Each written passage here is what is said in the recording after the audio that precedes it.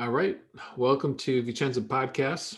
Uh, I'm your host, Sean Dempsey, and I've got David Richmond with me from back in the days. So you got superstar athletes on this caliber show. You're welcome. Thanks, Sean. Cremonia.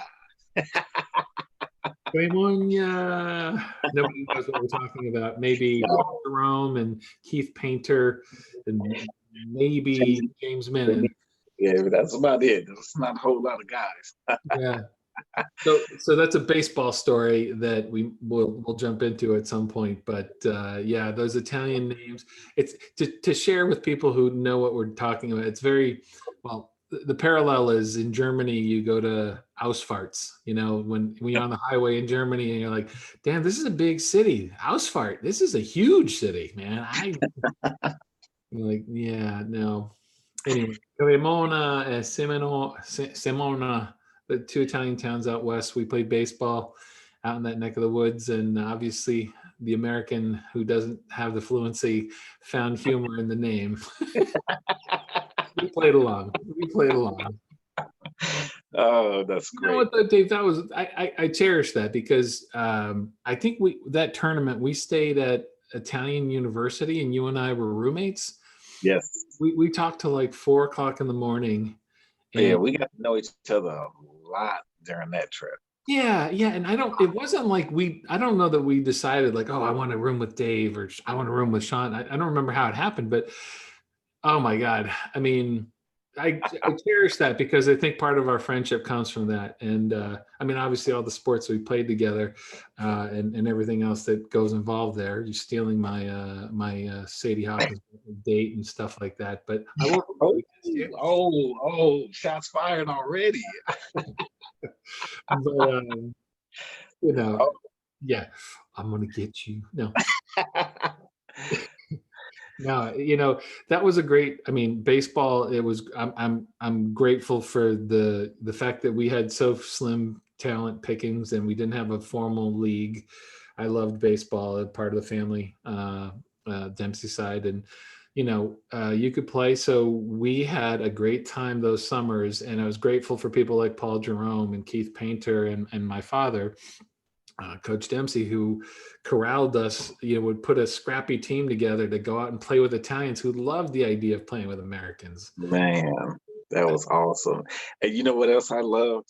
I mean, out of all the stuff, the good talks that we had, the trips and, the little paper bag lunches, it was the fact that your father, every single time, would get into his little stance and he would do his little rocking motion, right? And he talk about his is it your nephew or his Yeah, nephew, Mike Mike Pags, Pag? first cousin. And, Yeah. and Mike Pag last night, he was up there and he was getting it and he went 3 for 4 that night.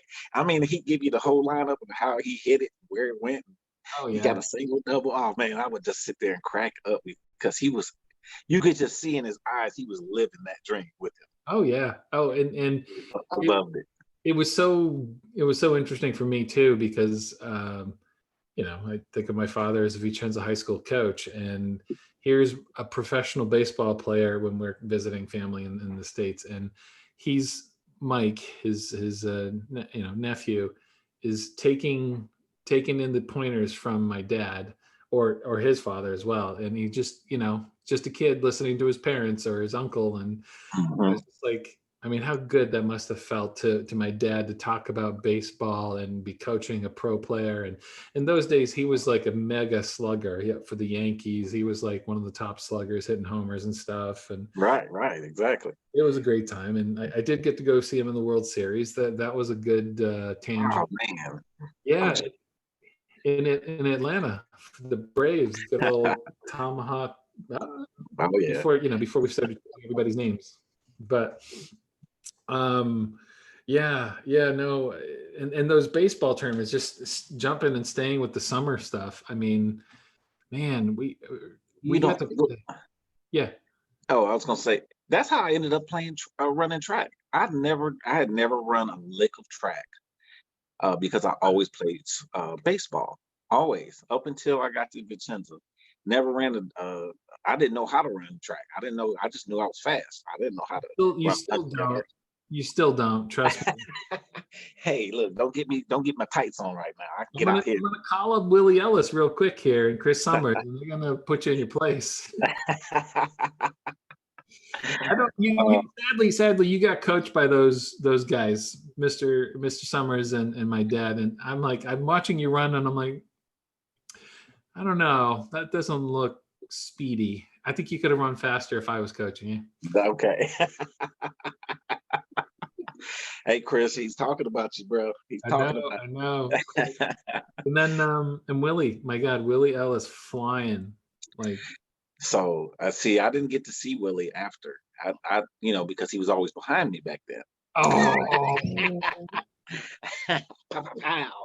And when I left and I went to college and I heard about what he was doing, I was like, man, at least, he carried on the tradition. That's what I was proud of. he's And still a wonderful person. I mean, I talked to him briefly from time to time. Sadly, I mean, I'll take a quick pivot here because it's fair. Last time I spoke to Willie, he was telling me about the passing of Sean Turner, which I don't know. I haven't. It's been a difficult concept for me to process or to pass on, to share with everybody that Sean Turner died of COVID. This, I think, late summer or fall, and it devastated him. And I don't know everybody else who's connected to Sean, and it's surprising because you would think age and health he would have been okay, but right, we don't know, and it takes so many people. But I learned through Willie, and I felt really bad hearing it from him. But and then rest his soul, and then Shannon Pike or Roundtree, passing this past week is just, folks, it's just getting too close. It was a bummer for me. I think you and I talked about this a day or so ago. yeah, I heard it and I was like, what? I was sick about it. It's like, man. Yeah, it really kind of just took me out. I was out with my family, and just trying to make the best of COVID times here. But it was just sad to think that, Shannon was this wonderful, sweet person. You knew who she was from the moment you met her. Sweetheart, just nice person, and sadly, nurse again, one of those front warriors who got hit, and she couldn't come out of it. And it's sad. It's sad.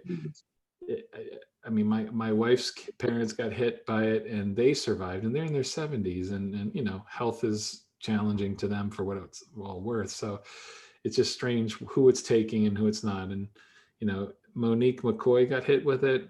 She's around. She survived, and she's doing well. So folks, it sucks that this is happening, but it's sad to say we had to take this little moment of pause just because Sean and Shannon, they're close to us in age and in time. So, and I know I'm not, the Chris Lane passed too. And I guess you guys were probably on the same football team too, right? Man, look, Chris Lane, that guy, he was something else.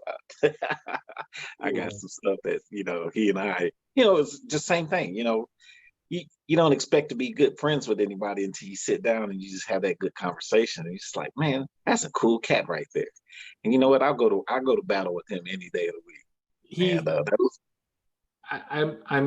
I'm sad for everybody he's left behind and his family. They were close. You can see that across their Facebook stuff.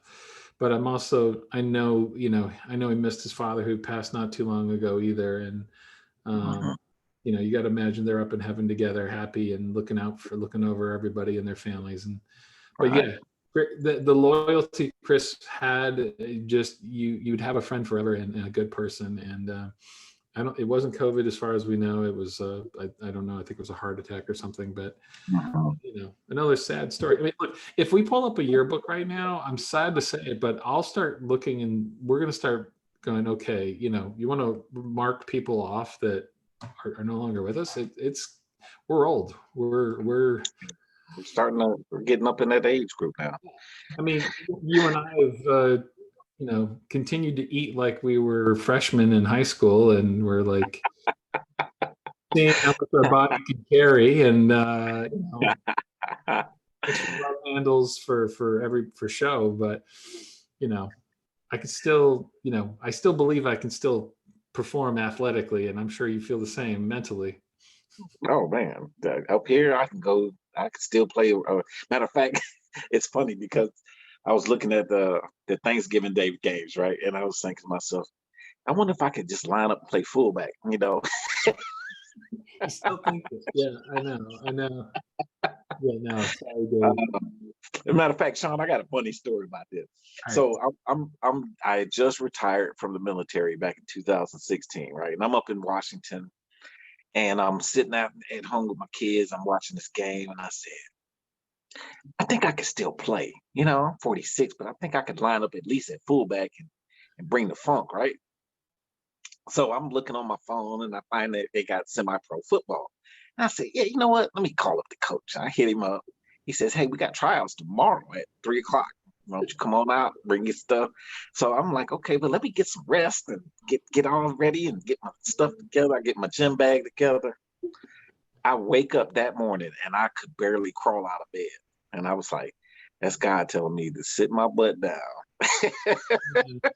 The punishment you be in for. You have no business trying to go out there and play football at your age. You better go sit down and call it a day. And that's what I did. Yeah, that's the joy. It's fair. We're around 50, so it's fair to say we're old. And yeah, go ahead. You go out for that football. Yeah. Might make it. Oh man, I'm just so glad that happened because I know what would have happened. I know what would have happened. I was like, oh, I can't even imagine. So, all right, let's go back to Vicenza for a bit here. Obviously, the Vicenza podcast. So, so you come in your sophomore year, and you're there till you graduate. You're on Drax football team. I guess I'm on the same team. I think I played. I was.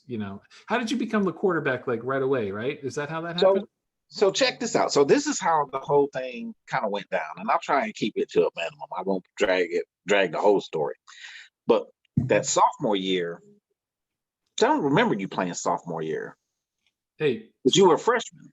Stop insulting me. That was mean. I don't remember. No.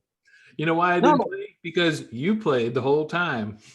Wait, no, you were a freshman, so I think weren't you playing soccer or something? No, football is football. The volleyball came later, like the next year, and then we were the best. No, okay. I don't really remember whether it was I was a sophomore or whatever, but you were a freshman. That's why, because I was a sophomore, and that's why I said I don't. That's why I don't, because I was brand new and I didn't know anybody. All I knew was Marcus because he came in the same time. Marcus. So he and I are, we're fighting for, a spot on the team just to get on the field and play. So 4 games, right? And I'm unhappy with the whole situation. You tell me we only play 4 games a season and that's it, and we played the same team twice. Oh yeah, I was sick. So anyway, Dino gets hurt, sprains his ankle. This is the 3rd game of the season. And I come in and boom, right? I score 4 touchdowns, 200 yards my first game. And look, this isn't even in, I didn't even come in until almost halftime. Who are you playing, Sigonella? We were playing Aviano. That's a real team. Yeah. But I mean, I had Paul and David Dinges as fullbacks. So I mean, I had no choice but to run that much. Paul Houston, that's right. Paul Houston. So and so then, okay, so by 4th quarter, we done ran up the score, and Coach Dempsey says, "Hey, let me see what you can do at quarterback." All right. Dad coaching or Drax coaching? Drax coaching. Okay, you said Coach Dempsey. All right. I'm sorry. Yeah, got it. That era did not start that year, I don't think. Yeah. So Drax. Yeah, sorry about that. Yeah. So he says, "Let's see what you could do at quarterback." All right. And he's like, "Can you run the option?" I'm like, "Yeah, I can run the option." So guess what? Option right, option left, toss sweep right, toss sweep left, quarterback end around. I mean, What you said was, you mean, can I eliminate the middleman? You mean I'll be the quarterback? I just take the ball and run either side if I want to. I basically, can do that. yeah. And that's what I did. I would have Uh, been happy to give you the ball as the quarterback, just so you know. Be the star quarterback of high school. That's like some people's dreams. right, right. Uh, so that's when the next game, the final game of the season, homecoming. We're playing Naples for the second time. Now we lost the first game against Naples, Not so the faithful. second one is like, all right, and we hadn't won in quite a few years, from what I understand. So it was like one of those, like, we gotta win. David Sage breaks his ankle like middle of the first quarter or something. Ooh. Yeah. And so I come in and they're like, man, this is a whole different ball game. This is Naples. This ain't Aviano. And I remember what were the two brothers? They played tight end. Sean and You mean the De La Cruz brothers? no, Sean and Anthony. Oh, Remember McCrae's. The McCrae the brothers. McCrae. So Anthony McCrae goes, "Hey, this ain't Alviano. You ain't gonna just come in here and score 4 touchdowns. This is Naples. And we're just gonna be glad if you could just hand the ball off to Dino." Well, Dino was still gimping around with his ankle, right? And I'm like, "Shit, man, you got me messed up. This is Dave Richmond. I'm about to take this game over." And he's looking at me like, "Who are you? Like, who do you think you are? You're just a sophomore." All right, watch this. And man, next thing I know, I launch a couple of TD passes. I get like 2 or 3 running touchdowns, and we win homecoming game, right? And I'm sitting here like, and I'm patting myself on the back. I'm the greatest. And they're kind of looking at me, and I could see the seniors like, uh-oh, passing of the torch, right? The torch has been passed. Yeah. So I think right then and there, Drac started preparing for the next season because he gives me a book. It's called Run and Shoot. I never heard of it. He's Nice. like, read this book and just kind of take a gander. He's like, we'll talk about it at the end of the school year. All right. Always the pragmatic scientist. He had it all. He had patterns and plans, and that was great. That was great about him. And yeah, and that was, and again, so then, I won't go into the next season, but it was great, because then I say, "What? You're gonna pass me the torch and hand me the reins to the Yeah. team and say I run this?" Yeah. And he was like, "Yeah, you're gonna play quarterback." All right. No, that's and again, another pause for a moment. As I was saying, I mean, he passed this year too, and Oh man, I was so sick when I heard that. yeah, and I mean, okay, obviously my father passed many years ago, but then Mr. Ritchie as well. I mean, it's just like it happens. It's life, but It, it's yeah.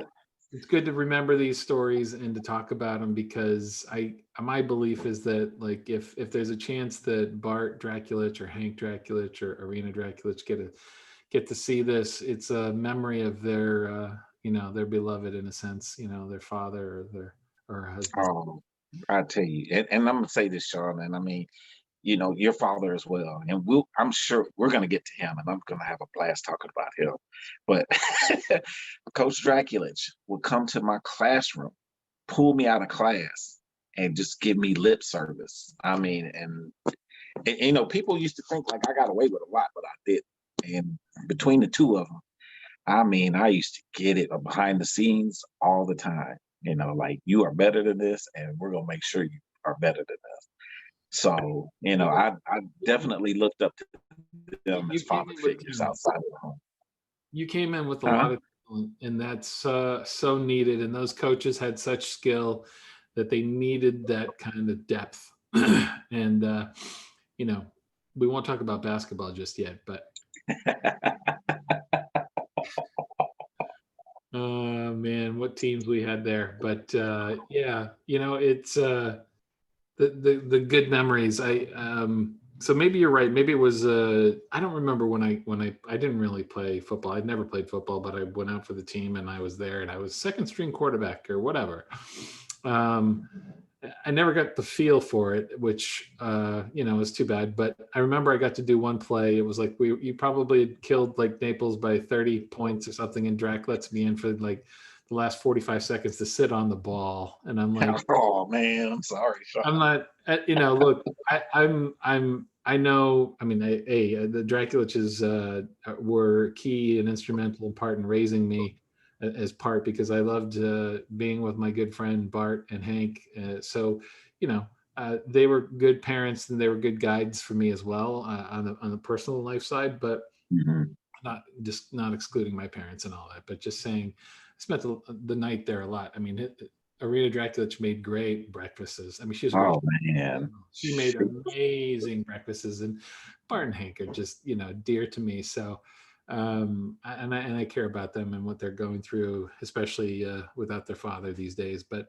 my point was though to say, I didn't take his authority in certain ways because I'm like, whatever. What are you going to do? Not that I was that kind of gangster or whatever, but it was just a point to make with him that I got a chance. And it was, I think I'll credit Marco Dickey too, because Marco was like, so what are we going to do?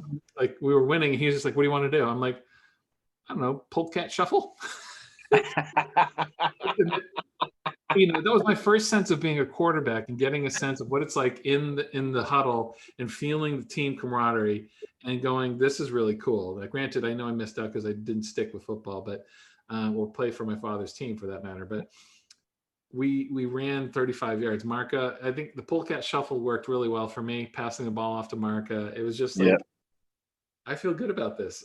And in the meantime, Drax on the sideline yelling at me to sit on the ball. It was a good like, oh yeah, I remember that. Yeah, that was awesome. Yeah, because you know what? There was a lot of guys that didn't get to do things. Glenn, you remember Glenn? Glenn Gravel? Yes. So we run. He has popped up. He has popped. Sorry to go off on that. He popped up recently on Facebook. I'm glad to see him and Gina Valletta have reconnected. So, okay, good. Yeah. Glenn. So Glenn was the star basketball player, right? And he was in his senior year and he had never played football. So, I mean, I was slinging touchdown passes to Marco Dickey and Marcus Leonard left and right? But Glenn, he was sort of timid. But he gets his first touchdown pass in the final game of the season. I sling one across the middle and he jumps up and catches it and gets blasted, but he catches it and then it's a touchdown. And he's like, and he comes over to me and he says, "Hey man, thanks for trusting me." He's like, I've played basketball and done this, that, and the other. And he's like, but there's no better feeling than catching a touchdown pass. And I was like, all right, I'm good. James Cameron, remember James Cameron? The same thing, before he got into his little car accident. I remember throwing his first touchdown pass to him. And, it was I want to say it was a toss sweep or something. And I laid it up in the air for him and he just caught it, went in the end zone. And it wasn't about us running up the score on Naples. It was just a fact of letting the guys get involved in the game and score and know what that feeling was like. Yeah. Look at you donating charity. Yes, Vicenza had a lot of benefits in that sense, so it just made everything else that much more fun, especially being a good guy. We're good guys, and for that matter, small school, relatable. You can be the champion for everybody, and it was a lot of fun to kind of, and the opportunity we got to play multiple sports at a school. I mean, graduating class of 50, like you've never played basketball, you never ran track, and all of a sudden let's just pretend we're wrapping up football for that, even just your sophomore year.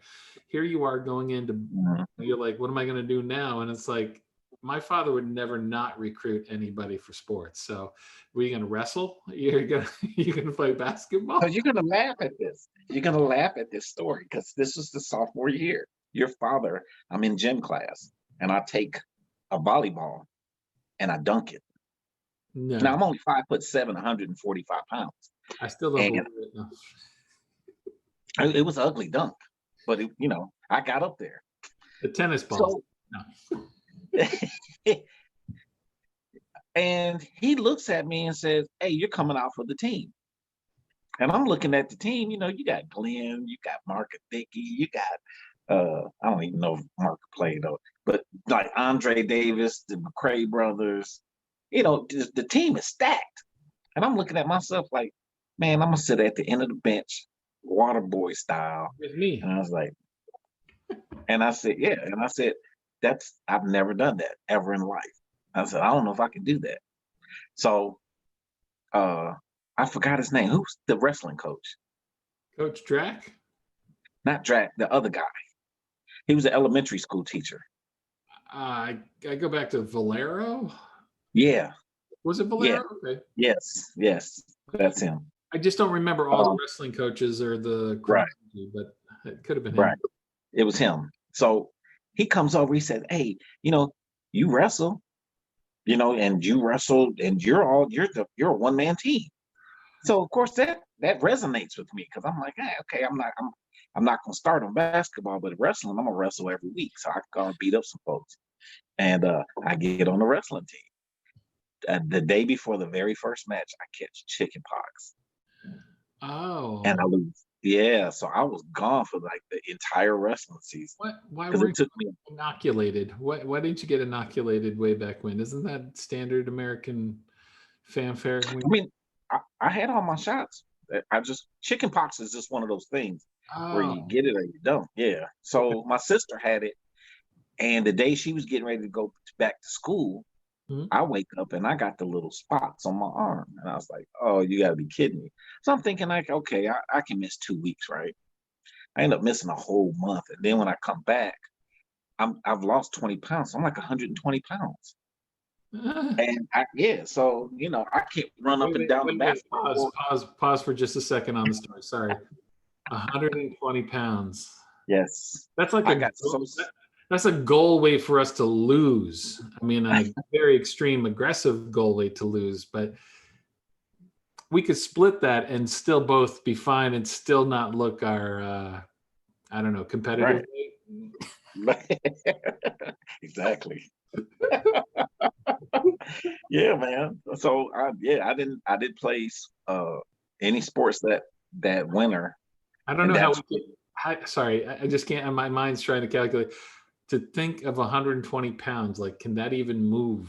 Like, that's something you bench press with on both sides. So 240 or something. Like, that's just a warm up. What is that? Like, I don't know.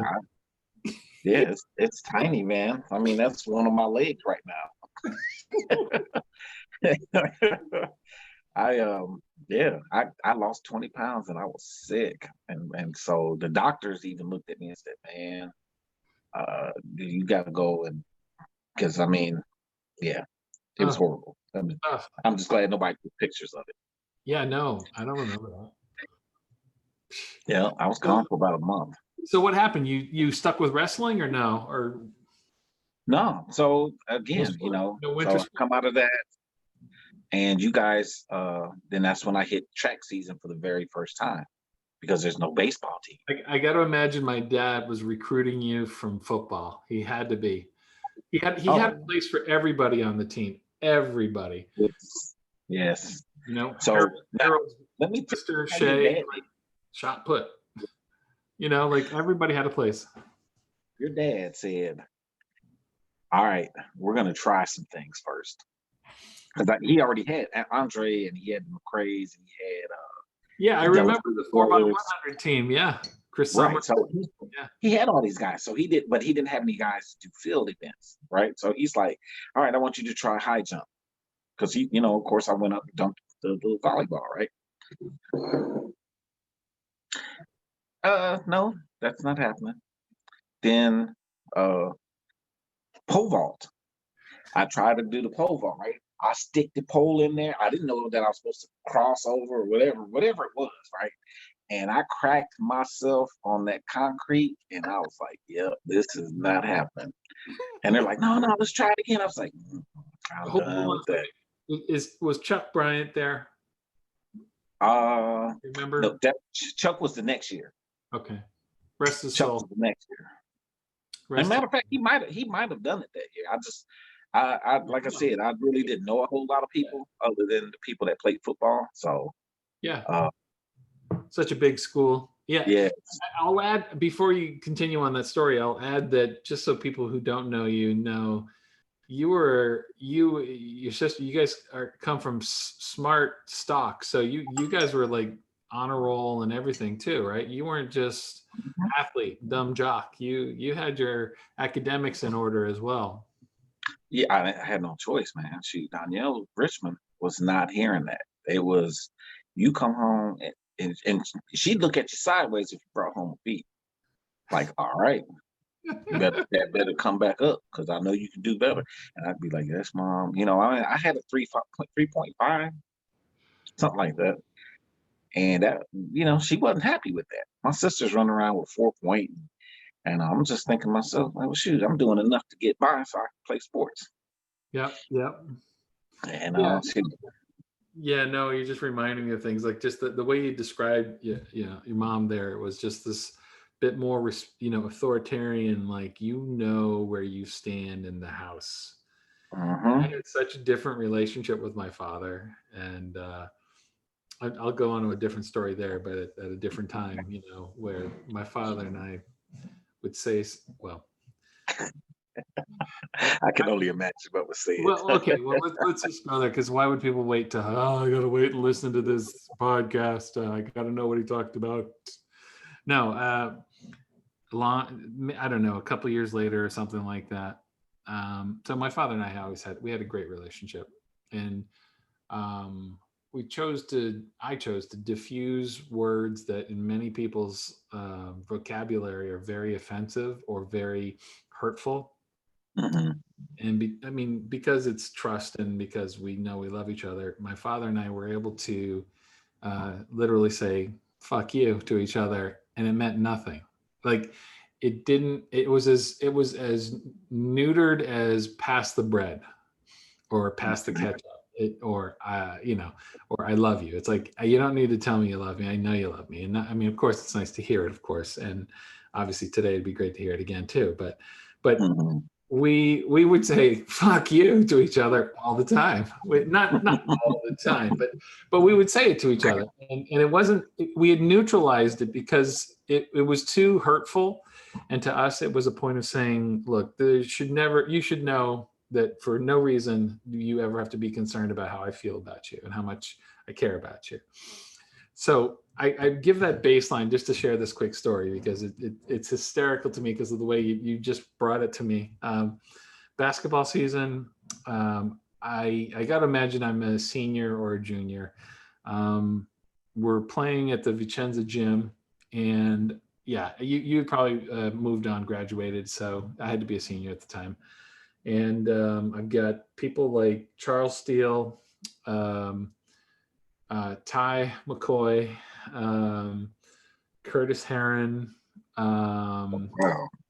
Yeah, and just good guys. And whatever is happening in the game, transpiring in the game, my dad, we get a timeout and we're trying to reset or something, and my dad decides to bench me, which I at the time did not think I was doing anything wrong or had any real legitimate reason, like, you're not playing well or something. I of course played great all the time.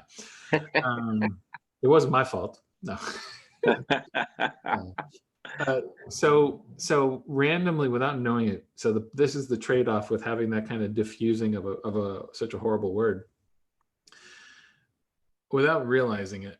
And you're in a huddle, and you got to imagine like Curtis on one side, Ty on the other side, someone else, I don't, and my dad's like, Sean on the bench, so-and-so get in the game, Brad McCoy, I don't know, somebody.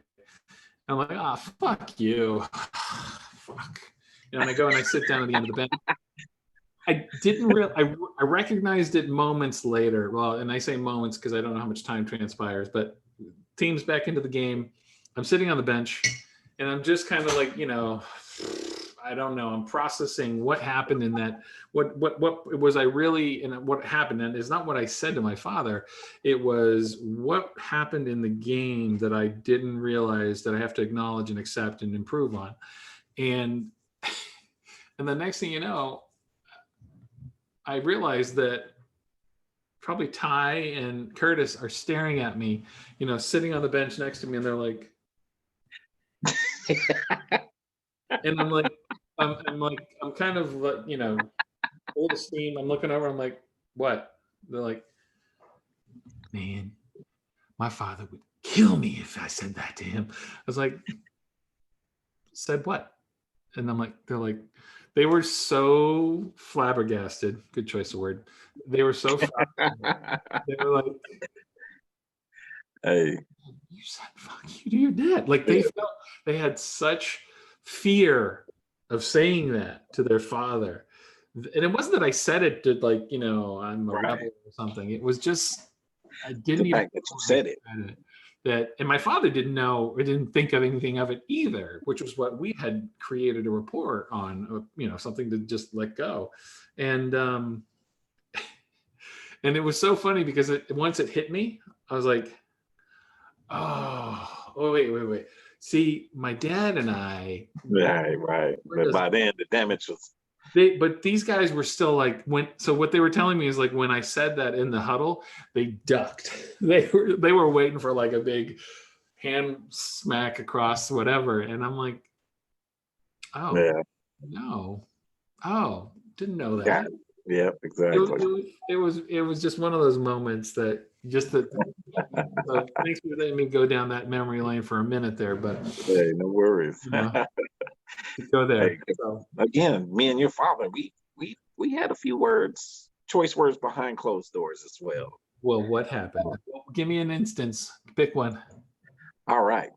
So I'm gonna give you, here's probably the biggest one.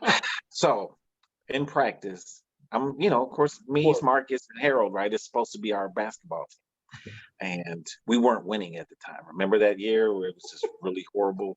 I remember many of those years. Thank you. And you remember that time when he used to do the whole, he'd tell you if you dribble, if you do something, came out the game, right? Correct him.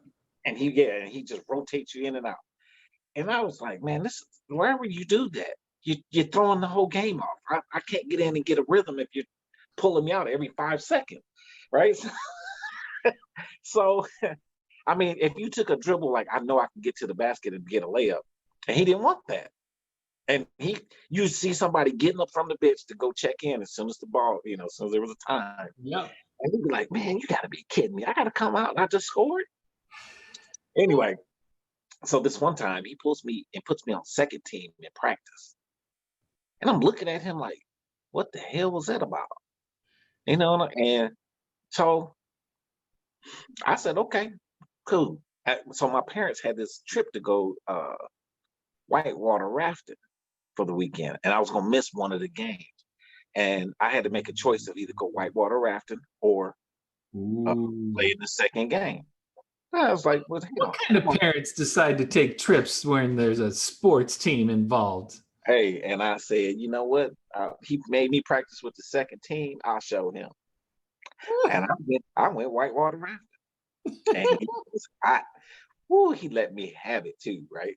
And I was like, I don't care. You don't understand who I am. I'm David Richmond, superstar. You don't put me with no second team, blah, blah, blah. I was like, shoot. I said, even you think about putting me on second team. And I mean, we're going back and forth. Right? And then after that, it was over. It literally was over. And then we went back to doing what we were doing. Yeah. But it was funny that he let me, get that off my chest. And yeah, he was really good like that. He was really good about one of the talents was the ability to inspire from the heart, to motivate you to do more than you ever could. And a lot of people, your memories and all that stuff, or the connections a lot of people have to me, is that I have that connection to my father, to them, and it just has this way of, because he trusted you to do more and to do a lot more than you knew you could do. However far that could be, it wasn't a question of, well, there's the line, that's as far as you can go. It was keep going and go. And so many of those stories. I mean, again, it's Oh gosh, we won't even talk about track. But he would, because at one point he wouldn't even coach me anymore. He was just asking me like, "Hey, what do you think about this?" And I'd say, I think that we should do this, that, this. I mean, it was more of I'm part of the coaching team, because he's asking me like, what do you think if we put such and such here or such and such there? And I'd be like, hey, I think, Harold, I said, give him one thing that he likes, but throw him in the this, that, and the other. I said, don't give him too much because he don't need to be in the 300 hurdles. That just doesn't work for him, Harold. Why is he in the hurdles? But he liked hurdles, so. That's fun.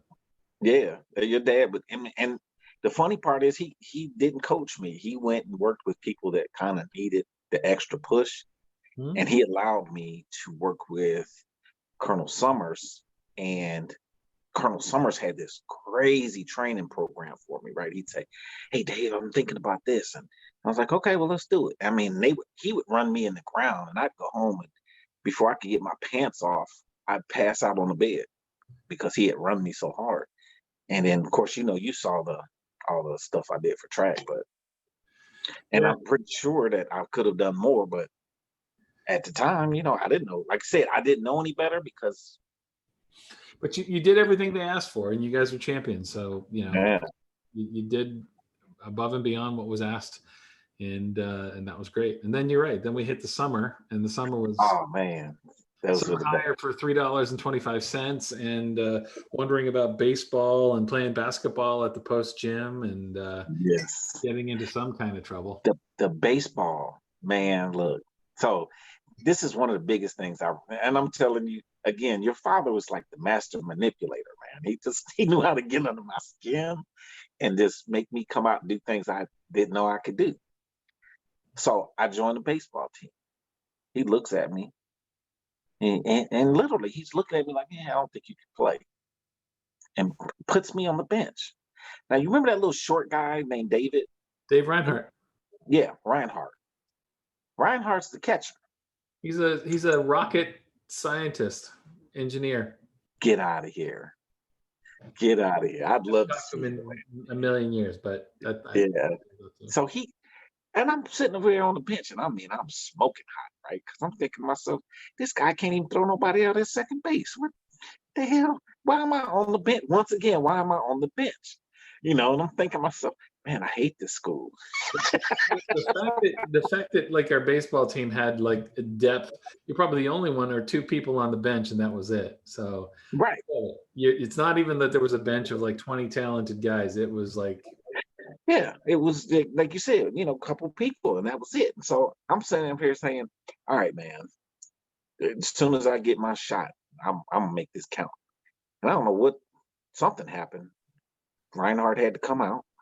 What was your position? What did you play in the States? What was your position? So as a matter of fact, I played everything. I love second base because my dad played second. But everybody, because I had a cannon arm, it was always go out to the outfield. And I'd be like, man, I don't want to play the outfield. Yeah, I know you fall asleep out there, but you can run. Right. Yeah. Okay. So, and then I end up playing, shortstop a little bit, third base a little bit, because of course the hot corner, right? And I had really good reflexes. So again, and then this kid, and this happens in Fort Sill, Lawton, Oklahoma. The third baseman and the catcher run into each other. The catcher's tooth gets stuck in the third baseman's head. Coach says, "Hey, I need somebody to play catcher. Anybody want to try?" And I was thinking to myself, well, I always play catcher when me and my buddy throw the ball around in the backyard. I said, I'll do it. And then I realized, oh man, I love catcher. Because every single pitch, you're in every pitch. Every play, you're doing something. Yeah. You're not just sitting around waiting on the ball to get hit to you. Yeah, the outfield is the worst for that. That's the torture of being in the outfield. Horrible, right? So that's when I said, catcher is my new spot. That's it. So again, I'm sitting on the bench. I'm sitting there. Finally, I get in. And I throw out like 2 or 3 guys immediately. Bam, bam. All right, we come back. So now I get the hit, right? I get a single. Bam. I steal second. I steal third. I steal home. Now, I didn't steal home because there was a pass ball. I got a jump on the pitcher and slid in underneath the pitch. And that's when your dad said, yeah, you're starting from now on. And that was it. From there on, I was the catcher.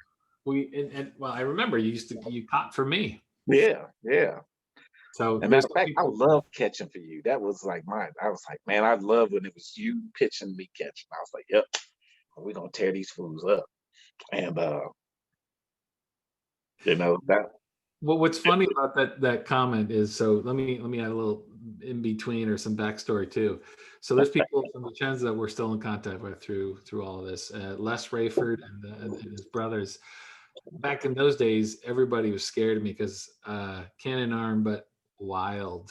At least you throw one pitch off, and people were like, "Oh, he's gonna hit me." And it was a very fast ball. So, so I went off to Ted Williams camp one summer for 5 weeks, and I played baseball day and night. Plus, you were a lefty. Yeah, that's the other scary part for everybody. Just the lefty. Yeah, and then you always get the stories. Don't throw junk, only straight stuff. It'll mess up your arm. You're gonna go play in college and stuff. Whatever.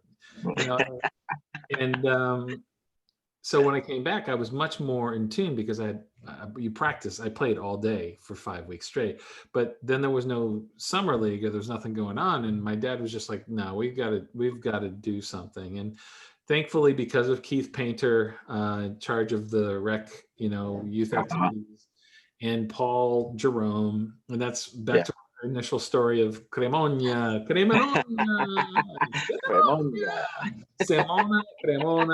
towns in Italy, but Americanized, bastardized, and teen maleized.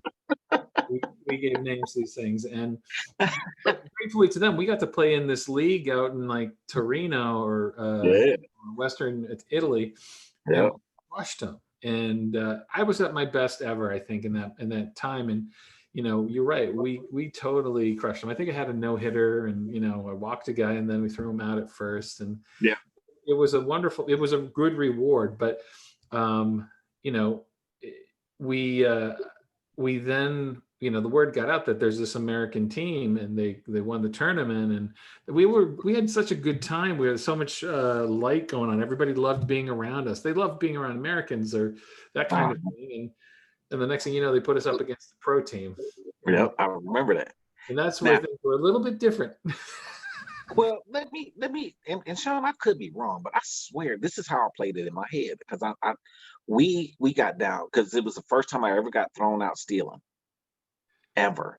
I'd never been thrown out stealing, even as playing like little league ball, none of that. I've never been thrown out. So I get thrown out for the first time, and I was hot. So of course, you know how it is. It's like, all right, I got to get back on base because I got to steal all the way around now. And we were down. It's like, seemed like it was like 10-0. You're talking about the pro team, which I was throwing, and they were pulling my throws. They were hitting foul balls, but they were home runs. Home runs. And they were over. I'm like, whoo, straight two, not acknowledging they just rocked my shit. I'm out. Yeah. But we made a comeback. Remember it? Because the final score was like 10-8. But we came back because we fought hard to get back in that game. And that's when I knew like we had something special. We just played a pro team and made a game of it. What we had in my memory and recollection here was, first of all, you're right. They stunned our team. A lot of our team players were scared. I don't remember exactly. Sean McCray, the ball hit his foot. He was at shortstop. It like busted his toe. But none of that mattered. What really mattered was that we had Paul Dudley. Paul Deadly. That guy was like Dwight Gooden, and he could throw like nobody's business. So Paul, John, Teddy, and Marcos, boys, you guys, I know you're used for a championship. You ain't played in a league like this. This guy had it all. He was a wonderful guy, and he loved baseball.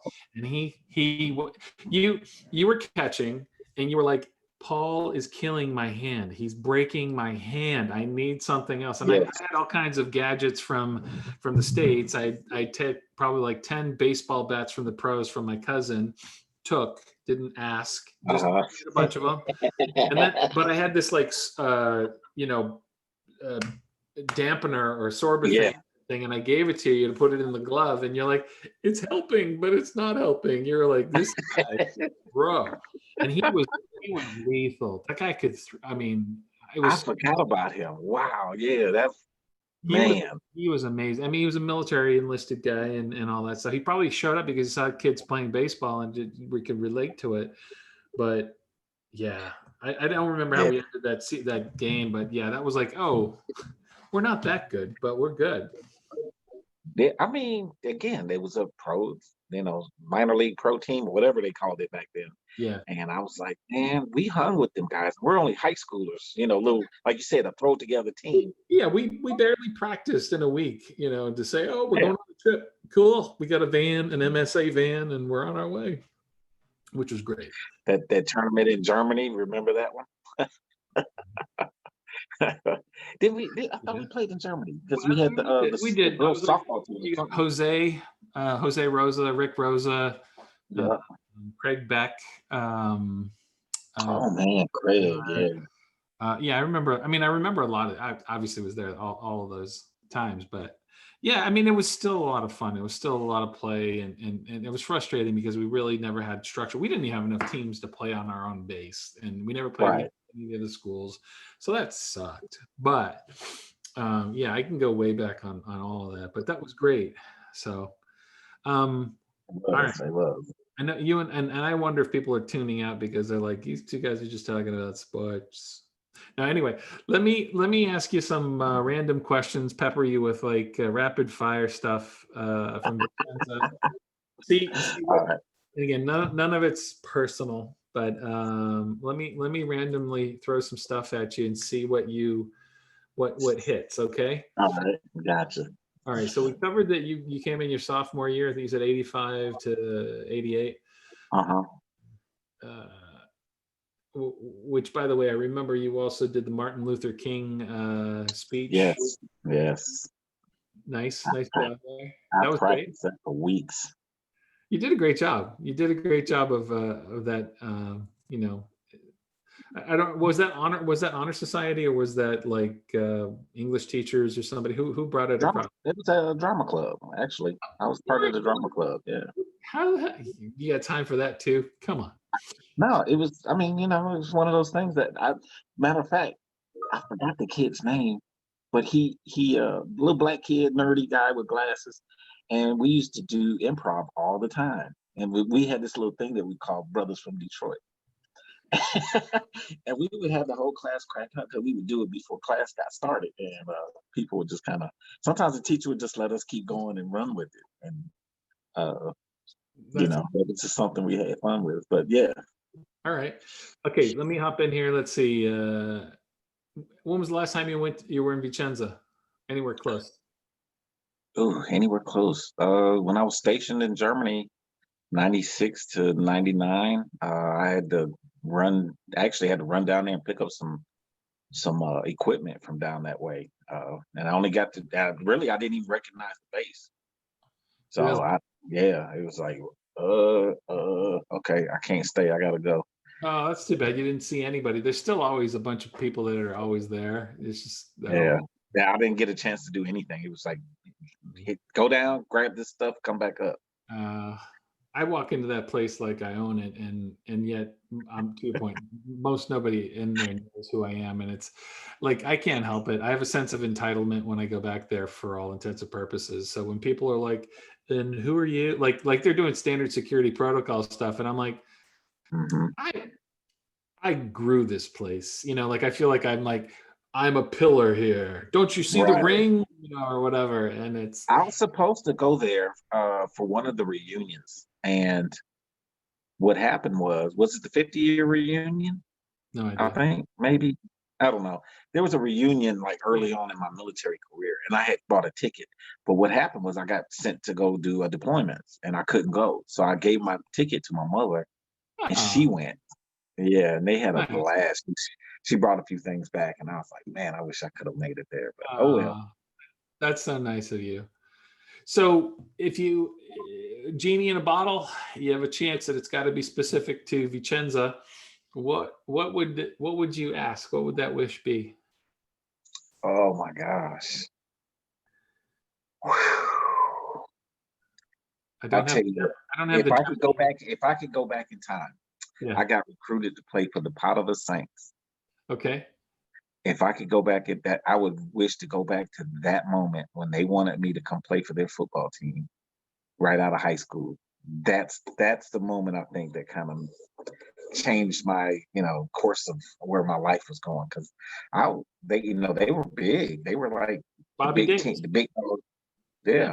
Andre And Dino. I was like, yep. And I wanted to go bad, and it just didn't happen.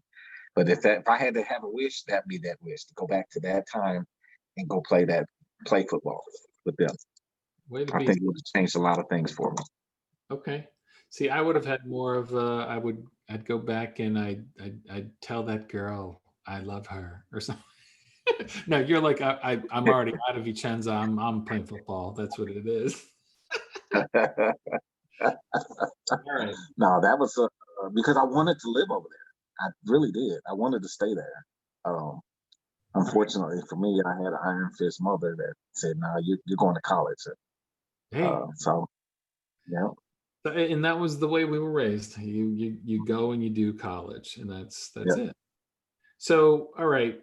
How did you get around in Vicenza? Was it the shuttle bus? Were your parents always chauffeuring you around? Did you live on in Villaggio, or where'd you go? So I lived in Villaggio, and I'm going to tell you something. Hey, I better not get thrown in jail either, because Harold and I used to ride the bus quite often. Now we had our bikes, and we rode our bikes around a lot too. But if we had to get all the way to the other side of downtown, or we were trying to catch up with some little girl or whatever, we rode the bus. We got on the train. But a lot of times we'd be downtown after the last bus would come back to Villaggio. So guess what we had to do? We had to take somebody's moped, ride that moped all the way back. But instead of going all the way in Villaggio, we would stop just short, drop the mopeds off in the ditch, and then walk the rest of the way. Nobody would know. Nobody would know. Nobody would And check and those mopeds would be gone the next morning. Bad boys. Bad boys. Yeah, I was. No. All right. You feel like you had much more freedom back then, compared to these days. You think? Holy crap, man! So when I lived in Oklahoma, I had to be home before the sun went down, flat out. When I got over there, my mom said, "Hey, do what you got to do." I mean, there's times where somebody would come and throw coal at my window and wake me up at 1 o'clock in the morning and be like, "Hey, let's go hang out." And we go down to the park and go kick it. Or, and it'd be like 5, 6 people. And we'd be out in the middle of the night, 2, 3 o'clock in the morning. Yeah. And nobody would say nothing. I mean, my mother was like, you go to the teen club dance and you ride the last shuttle bus home. Lock-ins. You'd go to teen club lock-in. Or that's what you say you were? No, I mean, I literally would be there. But she was cool enough to say, just do the right thing. And I was surprised because really, like I said, in Oklahoma, it wasn't like that. I got over there, she just really was like, "Hey, stay out of trouble." All right. Favorite memories, like I don't know, give me your top couple just that hit your mind, like for what maybe there are things that come back to you, time and time again, and over the years, they hit you. Oh man, I think and it's crazy because again, a lot of them have. I have a lot of memories from that place. I mean, like do you remember the time I had to fight with Bart Draculich? Man, but I clocked Bart a couple of times, but he got a good one in on me and busted my lip, and I was like, "Go Bart!" And I was like, "Okay, yeah," and it was like, "Okay," and then fight was finished and we were done. But one of the biggest was, I think, senior year, man. It was. I remember having a lot of discussions with a lot of people, and I'm gonna tell you one that kind of hit home for me, because I love Mr. Ritchie. Mm-hmm. You know, that guy used to, he'd tell them crazy jokes and he'd go back and forth and stuff. But, one time he kind of pulled me aside and just was like, hey, what are you going to do with your life? And how are you going to get there? Do you have a plan and blah, blah, blah. And I just thought to myself, like, wow, here's the Mr. Jokester, blah, blah, blah. And he's actually talking to me, seriously about what am I going to do? Mr. Chula, same thing. He got on me and I was like, I gotta be in your class. Why are you getting on me? He's like, because you can do better. Yeah. I'm calling your parents in here and you're gonna get it. We're all gonna sit down here and discuss this. And I was like, dang, man. I'm in the honor society. I'm doing this, I'm doing that. Why are y'all getting on my back? And they wanted more. And that's what really stuck with me. More than anything from my senior year. I mean, I had a lot of good times, but that. Let me ask you this. Do you feel like in Oklahoma at school you'd get the same kind of rapport or connection? No, not at all. Now, I will say this about Oklahoma. The principal and my mother were really good friends. So he kept his foot up my butt the entire time. But the teachers, nah. They, you play football? Okay, cool. We'll let you go and slide out and go do some stuff for the coach, middle class. But Vicenza, it was a different atmosphere. It was more family because all the teachers really cared about you and really just got on you, or they pulled you aside and said, hey, let's do this, let's do that. Yeah. I remember a couple of times, boo-hooing in the back of the school because I'm getting talked to, about what's going on in my life. But you were amenable. You were likable. Your demeanor was never toxic. You are always good. And I mean, you proved yourself in many ways, not just on the sports field. So just to give yourself some credit in that process. Yes, these teachers cared and they were really good and they're really wonderful people and they've done a lot for many of us, but don't give yourself a lack of awareness that you weren't a toxic kid. You were so messed up that you couldn't be honed in, and and I think they did this for everybody, right? So don't you weren't alone. If they felt like they could reach you, they tried.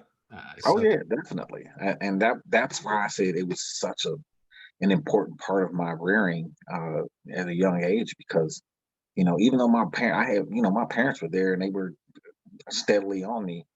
That old saying of it takes a village to raise your kids or whatever, and that's what that was.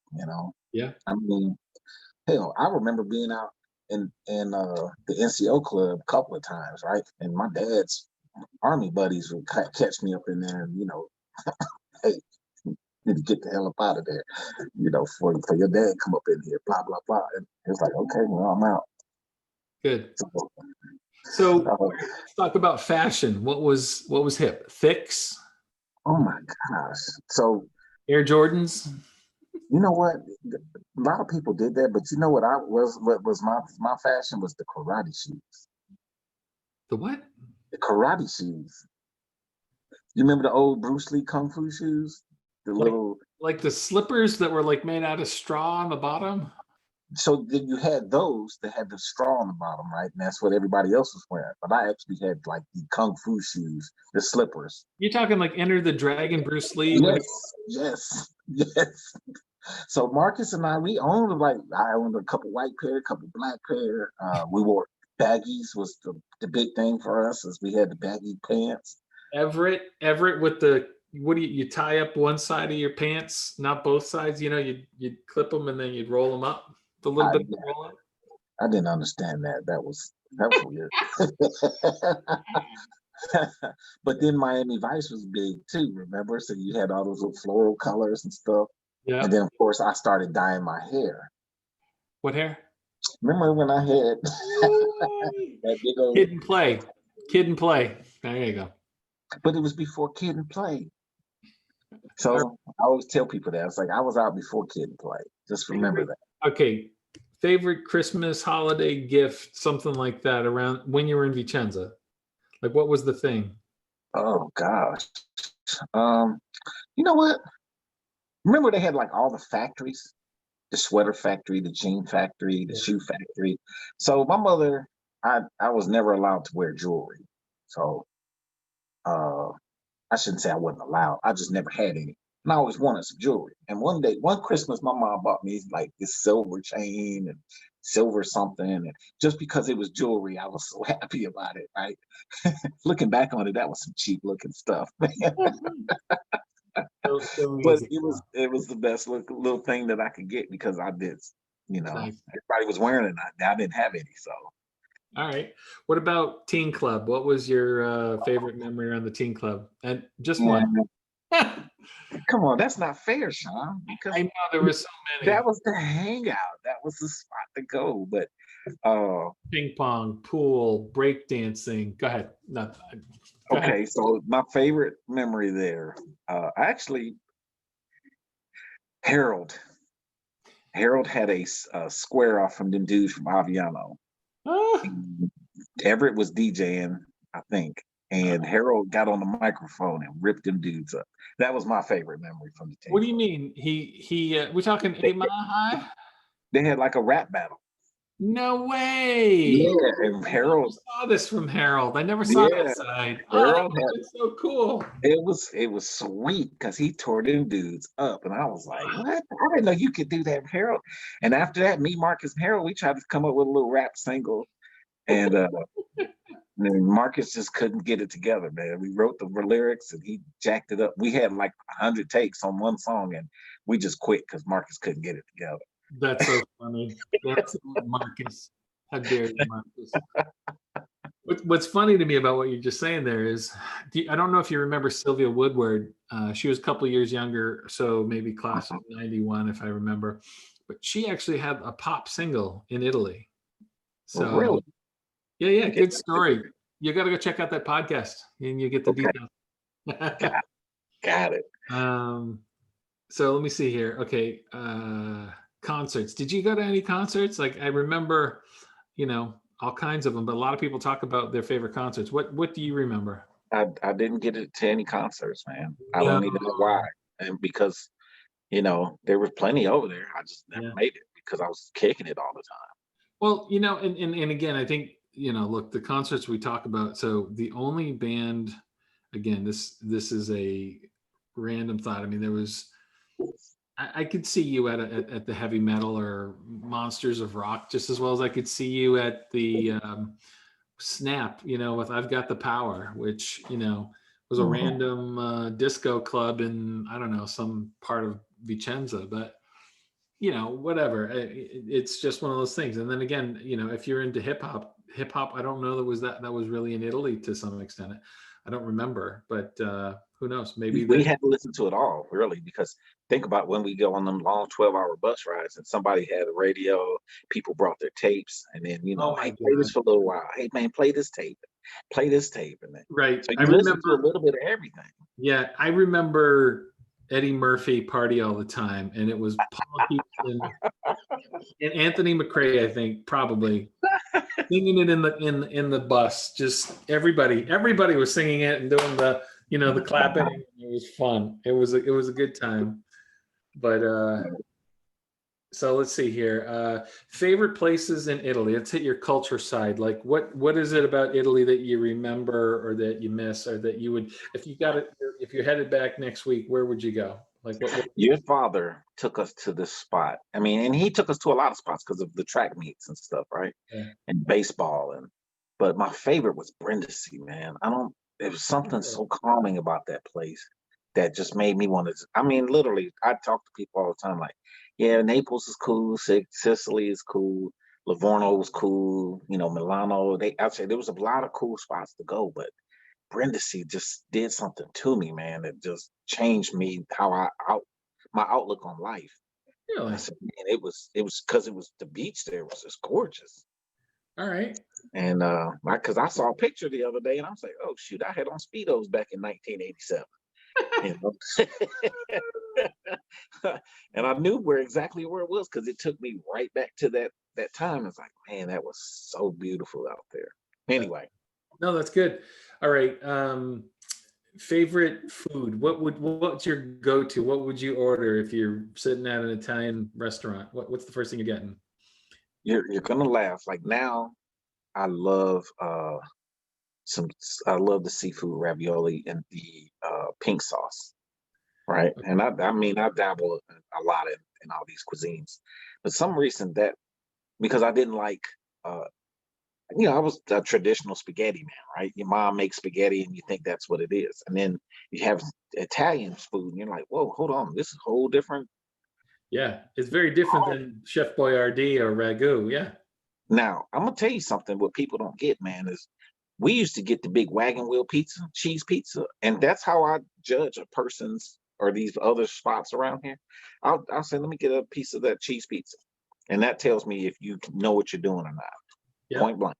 Yeah. You can make me like your cheese pizza and I'm good. I'm good. Yep. Yep.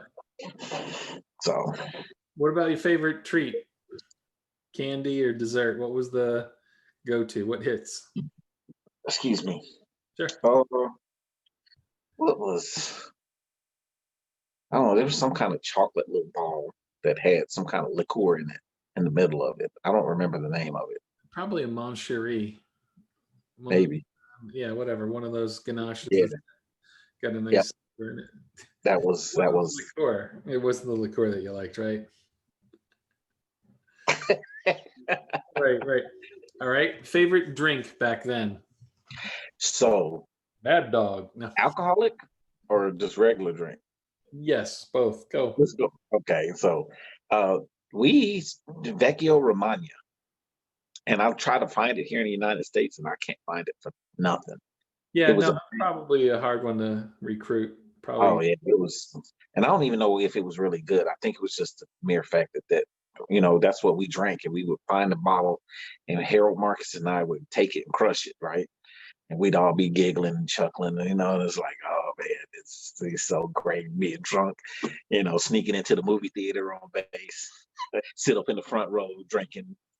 We were bad. Troublemakers. Speaking of movie theater, what was your favorite movie? What was the big movie that you remember? I think it was Back to the Future was the big one back then. All right. Yeah. I think that's the one that I remember. I tend to think of Ghostbusters, but yeah, that's a good one. Raiders of the Lost Ghostbusters. Ark. Well, Ghostbusters for me was in the States, and that's because we teased my dad about that. Another story, but yeah, the Back to the Future was our deal. All right. Do you remember Halloween in Villaggio? Do you remember what that was like? Was it fun? Were you even able to be a part of it, or were you too old? So no, because I was too old. But what I did is, shoot, we get a bag of candy. Our hangout spot was at the park, and we'd sit out there at the park with a bag of candy, just sit out there chilling out, looking at all the kids walking around, and that was it. We didn't really. It was such a thing. We lived off base and in the economy. We were out away from everything. So seeing all this idea of dressing up and getting candy and everybody, it just was like, wow, this has got to be the coolest thing ever. And I'm sure, on scale, it was great. But anyway, did you have a letter jacket? Did you have a Vicenza letter jacket and all? No, and let me tell you why I didn't. I did not want to spend because my parents were just gonna give me the money, right? And I was like, shoot, man, that's it. I'll probably never wear this outside of Vicenza ever again. So I went and bought a sweater and had my mother put my letter on this little cardigan sweater. Okay. And then put all the little medals and football, and track and all that stuff all over. And matter of fact, we just found it. I literally just found that sucker. That's so. Yeah, it's dry rot, but right. But I bought that, and I bought. I had the Pot of the Saints jacket. I used the extra money that I saved from getting that, and went and bought a Pot of the Saints jacket because I literally thought I was gonna play for them. Yeah, of course that didn't happen. So I ended up having a Pot of the Saints jacket, and after my freshman year of college, it didn't fit anymore. So that was a waste too. Wow. Let me think here. I'm just scanning these random questions, but what do you miss most about Italy? You know what? I miss all of you. I Oh, sincerely thank mean you, that. David. It was the greatest probably time of my life early on because there was so much camaraderie with all of us. We had each other, and then we did all these different things together. We had the team club, we had the soccer games, we had the volleyball. Even though I didn't like volleyball, I'd come out there and watch y'all play. We had a great time. Yeah, and you guys were awesome. It was like, dang man, these things are tearing Europe up. And We then were. uh, Again, credit to Johnny Cohut of all. yeah, John, and I didn't know the guy like that. He sort of kept off from us. But it was cool just watching y'all kick butt, man. And I was like, I love that. But that's what I missed the most about. Yeah, no, I agree. It's a good one to kind of, to your point. Um, uh, yeah, and that's the joy of this, right? I think people will watch this and go down those memory lanes with you. And I'd say you're still in touch with a lot of these friends that you've referenced, that you've mentioned, Marcus and Harold. And I mean, when I say that, I don't mean like you talk to them every day, but you know how to Right. get hold of them, or if you needed to be, some of them you might need to be a little more persistent than others, but that's common Mhm. everywhere. Yeah. Yeah. Matter of fact, it was funny because I remember being in touch with a whole lot of people. Uh, Probably right up until I got out of the military. I was contacting a lot of people because I was bouncing from everywhere, and I'd be like, "Oh, hey, who's here in such and such Arizona?" And be like, "Oh yeah, Dorinda Hino, I'm here." Blah blah blah. Hey, who's up in Washington? Oh, such and such, I'm here. Um, Dina Military. Iriardi, Yeah. Marcus out in Atlanta, Harold in Denver, Colorado. Uh, you up in Boston. Remember that time I came up there for a Yeah. job and I was at Yeah. training, and then I was like, "Hey, Sean, what's up, man? Where you at?" Yeah. You got to meet my son. And man, that was awesome. We had a great time. I have a, whatever it's called. It's a Apple, excuse me, it's an Amazon TV thing that kind of rotates pictures and stuff, and Uh-huh. that stuff that shows up. We have all those good pictures and videos, so it's nice to. I appreciate that. I'm glad we did get together then, and still even now. And this is just another iteration of, again, the medium here, Zoom, for what it's worth, or any of them.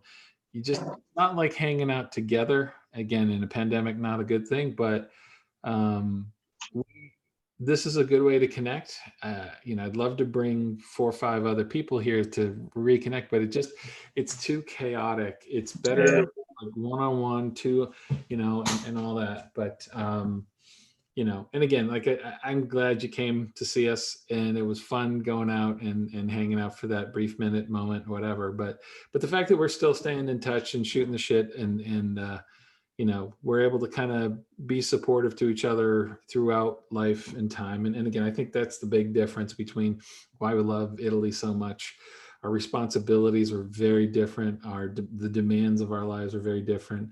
So our sense of misery or being miserable, or having to deal with the man was a different thing. So Yeah. it depends on where you set your standards and all that stuff, but we have each other. We got a lot of friends to still reach out to. And you know what, Dave, I'm gonna want to. We should close this out. I know you and I can talk forever. We could, but Yeah. for all the benefit of the viewers, we'll close this chapter out, and then maybe we'll try to get together with one or two other friends, and you know watch that grow into another hour or two of chatting Oh and stuff. man, I would love that. Yeah, that was definitely Yeah. Vicenza family. I love you. I miss you all. Mwah. Hopefully, for those of you that haven't seen me or been in touch with me, hey, get a hold of Sean. He'll be able to, link us up some kind of way. And uh, I love you all. Yeah. Thanks, David. Thanks for pulling this together with us. We appreciate it. And Thanks, Sean. Appreciate it. look forward to it. You'll get some good pay it forward stuff from friends because they're going to be happy to see you. Is my feeling. Okay. All right, brother. Hey, So been